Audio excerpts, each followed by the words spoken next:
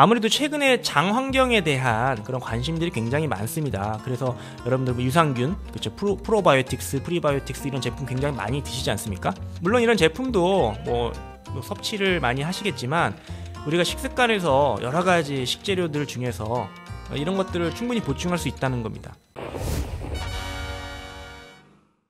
네, 안녕하세요. 약드라이브의 칼로리입니다. 자, 여러분들 포드맵이라는 단어를 들어보셨나요? 그러니까 우리가 음식을 좀 구분짓는 여러 가지 단어들이 있죠. 뭐 탄수화물, 그쵸, 단백질, 지방 제일 많이 알려져 있는 3대 요소고요. 그 이외에도 뭐 식이섬유도 있고요. 그쵸, 뭐 미네랄도 있고 여러 가지 단어들이 있는데 우리가 이제 포드맵이라는 단어가 있습니다. 이제 이거는 이제 앞자를 딴 단어인데요. 이제 F는 이제 퍼멘터블, 발효가 되면서 발효당을 얘기하는 것이고, O는 올리고사카라이드, 올리고당이라고 보통 얘기하는 그런 범주에 들어가는 성분들이 있습니다. 여러분들 프리바이오틱 많이 드시죠? 프리바이오틱 제품에 들어가는 성분이 가장 많이 사용되는 원료가 바로 FOS, 프락토 올리고사카라이드, FOS고요. 그것도 올리고당이죠. GOS도 있습니다. 갈락토 올리고사카라이드, 그렇죠. 이게 다 사카라이드, 올리고당 계열의 그 성분들이라는 거죠. 또 D는 뭐 디사카라이드, 이당류 뭐 이렇게 얘기하고요. 또 M은 모노사카라이드, 단당류. 그리고 이제 마지막 P는 폴리올이라고 이제 당 알코올을 얘기하는데, 아무튼 이런 범주에 속하는 음식들을 우리가 포드맵이라고 부르는데요.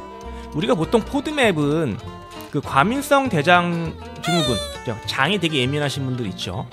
배가 수시로 아프고 조금 신경 쓰면 아프고, 그렇죠, 뭐 좀 찬 거나 예민한 거 먹으면 배가 아프고, 그렇죠, 설사하고 뭐 가스 차고 이러시는 분들, 이름처럼 장이 굉장히 예민하신 분들이 있습니다. 자, 이런 분들을 우리가 과민성 대장 증후군이라고 얘기를 하는데, 이런 분들에게는 포드맵이 안 좋다, 그래서 피해야 될 음식들이다, 그래서 거기에 해당되는 음식들은 안 먹는 게 좋다, 뭐 이렇게 얘기를 많이 합니다. 자, 여기까지 들어봤을 때 포드맵은 그 장에 되게 예민한 음식들이구나, 좋지 않은 거구나, 이렇게 생각할 수가 있는데요. 사실 일반인들에게는 포드맵에 포함되어 있는 음식들은 굉장히 좋은 음식들입니다. 여러분들 쉽게 생각하는 뭐 식이섬유 같은 그런 어떤 성분들이라고 쉽게 이해할 수 있는데요. 이 포드맵에 해당되는 아까 이제 나열된 그런 범주에 속하는 성분들은 아까 탄수화물, 지방, 뭐 단백질처럼 우리 몸에 흡수가 돼서 어떤 영양소로서의 역할은 없지만, 장에 있는 장내 미생물들이 이제 이런 어떤 성분들을 소화한다거나 대사해서 사용을 한다는 거죠. 즉 다시 얘기하면 과민성 대장 증후군에 있으신 분들은 장 환경이 안 좋습니다. 그렇죠. 일반적으로 장 환경이 안 좋고 예민하고 그런 상황이기 때문에 이런 포드맵 에 해당되는 그런 음식들을 먹게 되면은 장이 더 예민해진다, 이렇게 이해하면 좋을 것 같고요. 하지만 우리가 일반적으로 정상 세균총을 갖고 있는 일반인들의 경우에는 이런 포드맵 음식들을 꾸준하게 잘 섭취를 해줘야 장이 건강해집니다. 즉 이런 음식들은 우리 몸에 흡수가 되지는 않지만 장내 유익균들에게 굉장히 좋은 먹이가 되기 때문에 우리가 이런 음식들은 꾸준하게 규칙적으로 섭취를 해주는 게 좋다는 얘기죠. 물론 사람마다 장 환경이 좀 다르기 때문에 이 포드맵 음식들 중에서도 조금 이제 저포드맵 음식, 고포드맵 음식으로 좀 나눌 수가 있고요. 장이 좀 예민하신 분들 같은 경우는 저포드맵 음식을 좀 즐겨 드신다든지 해서 조금 고포드맵 음식으로 좀 넘어간다든지 하시는 게 좀 좋다고 생각을 합니다.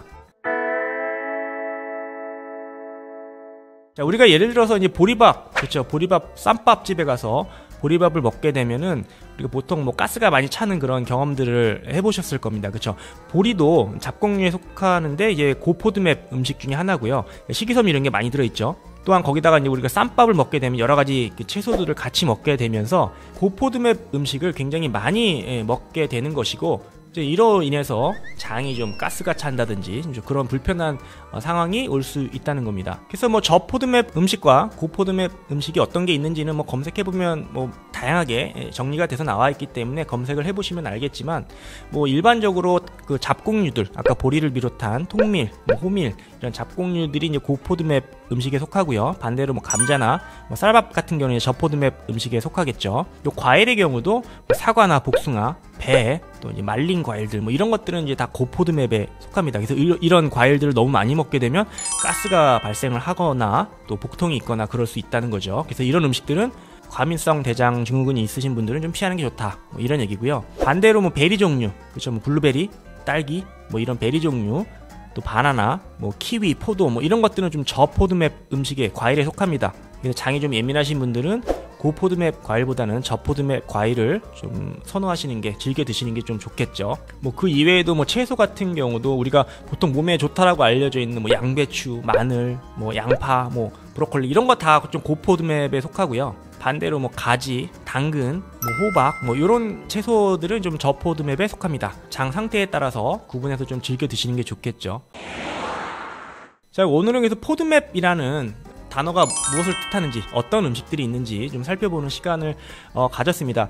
아무래도 최근에 장 환경에 대한 그런 관심들이 굉장히 많습니다. 그래서 여러분들 뭐 유산균, 그렇죠, 프로바이오틱스, 프리바이오틱스 이런 제품 굉장히 많이 드시지 않습니까? 물론 이런 제품도 뭐 섭취를 많이 하시겠지만 우리가 식습관에서 여러가지 식재료들 중에서 이런 것들을 충분히 보충할 수 있다는 겁니다. 자, 그래서 우리가 포드맵이라는 그런 단어 안에 여러가지 음식들이 있다. 그래서 저포드맵 음식, 또 고포드맵 음식이 이제 구분되어 있기 때문에 이런 음식들을 우리가 평소에 식사할 때 좀 잘 챙겨 먹으면 좋겠다. 그러면 우리 장 환경을 좀 건강하게, 그렇죠, 좋게 유지할 수 있겠다. 장내 미생물, 유익균들을 좀 늘리는 그런 기능들, 그럼으로써 여러 가지 어떤 건강상에 이로운 효과들을, 이점들을 우리가 얻을 수 있겠다. 그래서 포드맵 음식은 과민성 대장 증후군 환자들은 별로 피하는 게 좋다, 별로 안 좋다. 왜냐하면 증상을 더 악화시킬 수 있기 때문에 안 좋다라고 이야기는 하지만, 일반인들, 우리가 평소에는 좀 이런 포드맵 음식들을 좀 적극적으로